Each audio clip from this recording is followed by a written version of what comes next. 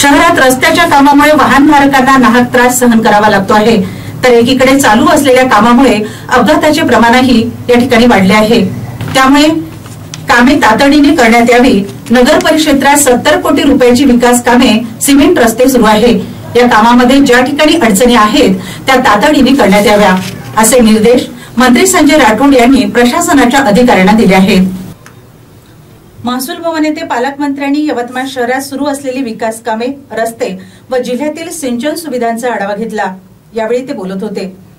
बैठकीला माजी राज्यमंत्री मदन येरावार, जिल्हाधिकारी विकास मीना, यवतमाळ सिंचन मंडळाचे अधीक्षक अभियंता योगेश सोनवणे, उपविभागीय अधिकारी गोपाळ देशपांडे, यवतमाळ नगर परिषदेचे मुख्याधिकारी कॅतमवार यांच्यासह जलसंपदा, बांधकाम, जलसंधारण विभागाचे अधिकारी उपस्थित होते।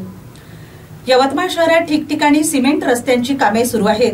केंद्र शासनाच्या केंद्रीय मार्ग निधीतील ही कामे काही ठिकाणी संथ गतीने सुरू आहेत। या कामांमध्ये काही अडचणी असल्यास नगर परिषद, बांधकाम विभाग, जीवन प्राधिकरण, नगर रचना विभागाने संयुक्त पाहणी करून अडचणीची सोडवणूक करावी। या कामासह सर्व कामे तातडीने पूर्ण करण्यात यावी, अशा सूचना पालकमंत्र्यांनी केल्या आहेत।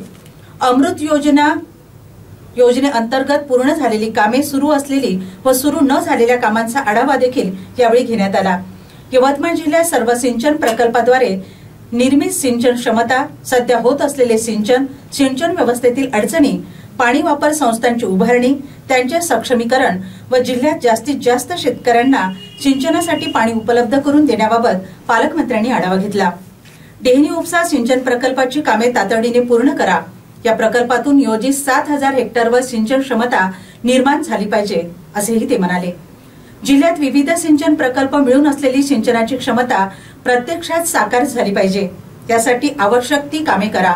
याबाबत प्रकल्प निहाय सिंचन क्षमता व निर्माण झालेल्या सिंचन क्षमतेचा आढावा घेऊ, असे पालकमंत्री म्हणाले।